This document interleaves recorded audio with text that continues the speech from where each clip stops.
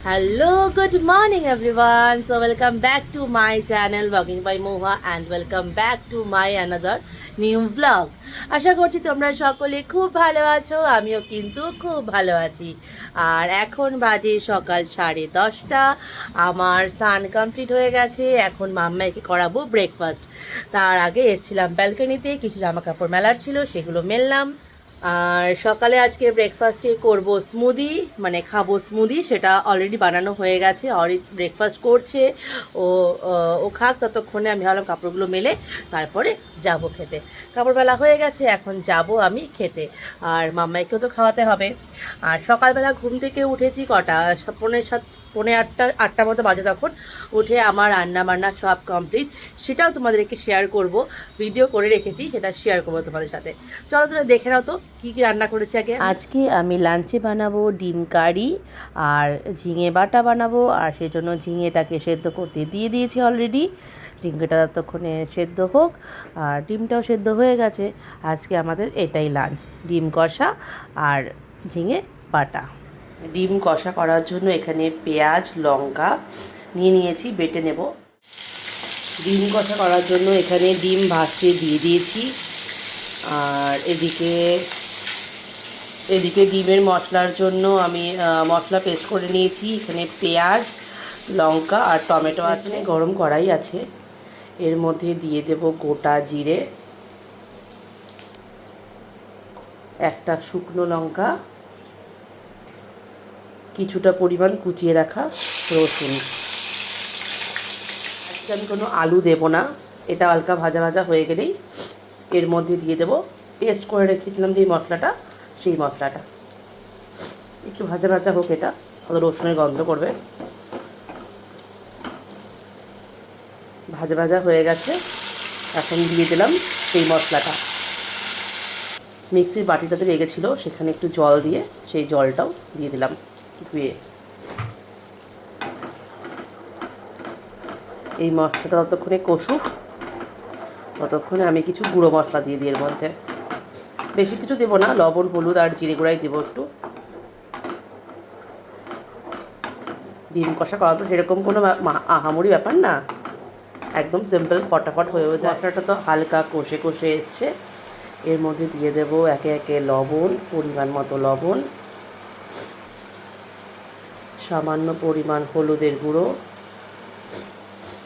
সামান্য পরিমাণ জিরে গুঁড়ো। জিরে গুঁড়োটা দেওয়া কারণ হলো একটু থিকনেস হবে তার জন্য। আর একটু দেব লঙ্কার গুঁড়ো। সব রান্নায় লঙ্কার গুঁড়ো আমি ব্যবহার করি না, আজকে একটু দিলাম কারণ কালারটা আসবে তার জন্য। একটু লঙ্কার গুঁড়ো। এবার সবগুলোকে ভালো করে মিশিয়ে মশলাটাকে ভালো মতো কষাতে হবে, যতক্ষণ এটার থেকে তেল না ছাড়বে। মশলাটা তো এখনই দিলাম, তাই একটু কষুক, তারপরে ডিমটা থেকে তেল ছাড়তে তো শুরু করেছে। এর মধ্যে হালকা কিছুটা পরিমাণ জল দিয়ে মশলাটাকে আরও একবার কষিয়ে নেব।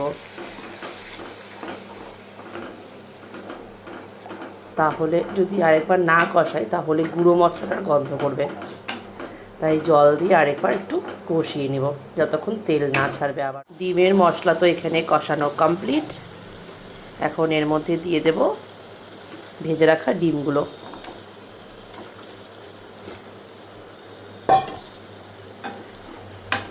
ভেজে রাখা ডিমগুলো দিয়ে একটু নাড়িয়ে তার মধ্যে দিয়ে দেব একটু হালকা পরিমাণ একটু জল। বেশি ঝোল ঝোল করবো না, কষা কষাই করব আজকে, আর ঝোল টোল রাখবো না। দিয়ে দিলাম সামান্য পরিমাণ জল, এই জলটা কষবে, তারপরে নামিয়ে নেব। সব থেকে বড় বিষয় হলো আজকে আমি ডিমগুলোকে কাটতে ভুলে গেছি, কাটিনি। তো যাই হোক, তাড়াহুড়া করে করতে করতে আজকে এরকম করেই খেয়ে নেব। ডিমের তো কষানো হয়ে গেছে, আর হালকা জল কমলেই নামিয়ে নেব। এখন এর মধ্যে দিয়ে দেব কুচি করে রাখা ধনেপাতা। ফ্লেভারটা ভালো আসবে ধনেপাতা দেওয়াতে। আমি আগেও বলেছি ধনে পাতা তো খেতে আমি খুব ভালোবাসি, তাই চেষ্টা করি রান্নার মধ্যে একটু ধনে পাতা দেওয়ার, ফ্লেভারটা ভালো লাগে আমার বেশ। আমার ডিম কষা রেডি, আর এখন বসাবো ঝিঙে বাটা। তেল এখানে গরম হয়ে গেছে, দিয়ে দিলাম কিছু কালো জিরে, তার মধ্যে কিছুটা পরিমাণ শুকনো লঙ্কা আর রসুন কুচি।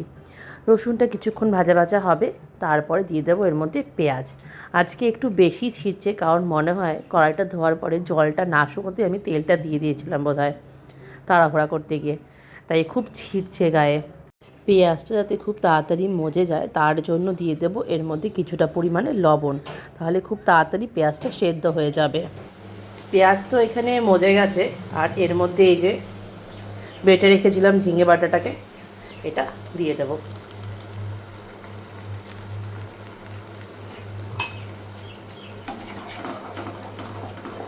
এর মধ্যে যাবে হলুদ, কালারটা এখন এরকম লাগছে, পরে কালারটা খুব সুন্দর আসবে। লবণ তো আমি আগে দিয়েছিলাম, তাই লবণ আর দেবো না, দেবো শুধুমাত্র হলুদ। পরে যদি লবণ লাগে টেস্ট করে দেখবো, তারপরে লবণটা দেবো। হলুদটা দেওয়াতেই কালারটা কতটা চেঞ্জ হয়ে গেছে। কষলে তো মানে যখন মজে যাবে এটা তখন আরও কালারটা চেঞ্জ হয়ে যাবে। এর মধ্যে হালকা কিছুটা চিনি দিয়ে দেবো। এটা আস্তে আস্তে মজুক, ততক্ষণ দেখি মাম্মাই কি করছে। আর এই যে রান্না করলে যে গ্যাসের এই অবস্থা, আমার আর ভাল লাগে না।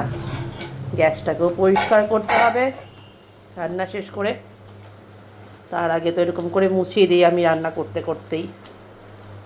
তোমরা কে কে আছো যে রান্না করতে করতে গ্যাস এরকম করে মোছো আমার মতো?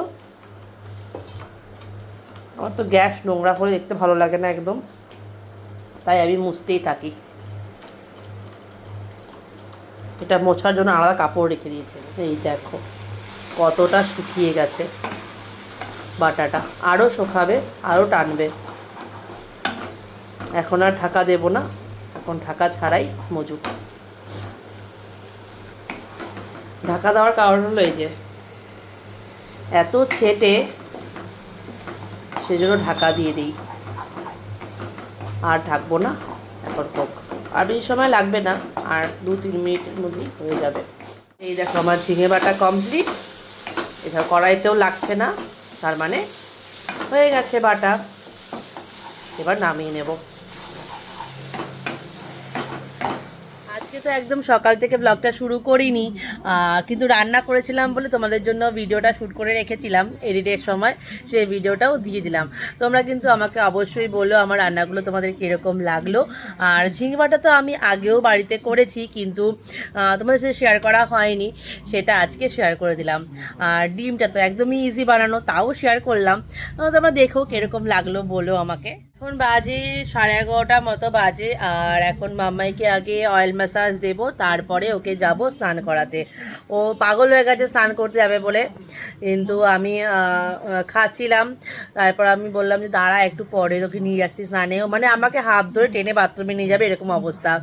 ও স্নান করতে খুব ভালোবাসে, মানে জলও খুব ভালোবাসে, এর জন্য পাগল হয়ে গেছে স্নান করার জন্য। তো যাই, আর বকবক করবো না, এখন আগে মাম্মাইকে আগে স্নান করিয়ে আসি। লাঞ্চ কমপ্লিট হয়ে গেছে, আমার মাম্মাই দুজনেরই লাঞ্চ কমপ্লিট হয়ে গেছে, কারণ অরিতের একটু লেট হবে আসতে, তো ও এখনও ঢোকেনি, তাই আমি খেয়ে নিয়েছি। আমার প্রচণ্ড খিদে পেয়েছিল, আমি খেয়ে নিয়েছি।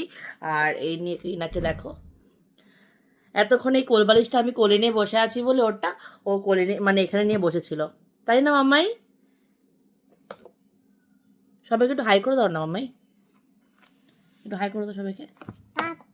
ভাব করে না, হাই করে দাও। কে আসছে?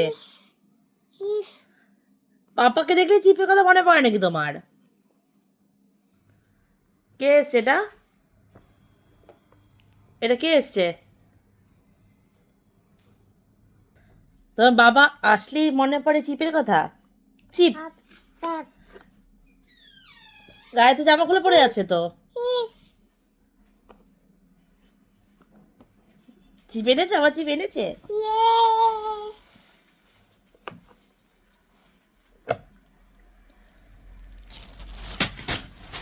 এটা কে খাবে? তুমি কোনটা খাবে? কোনটা খাবে? কোনটা খাবে? পরে দুপুরে বাড়িতে এলেই ওর মনে পড়ে যায় চিপস খাওয়ার কথা, তাই তখন ও ওরকম বলছিল চিপ চিপ, মানে চিপস তো বলতে পারে না তাই বলে চিপ। তো চলো আমি রেডি হয়ে গেছি আর এখন যাচ্ছি বাড়িতে, মাম্মাইকে বাড়িতে মায়ের কাছে দিয়ে তারপরে যাব ক্যাফেতে।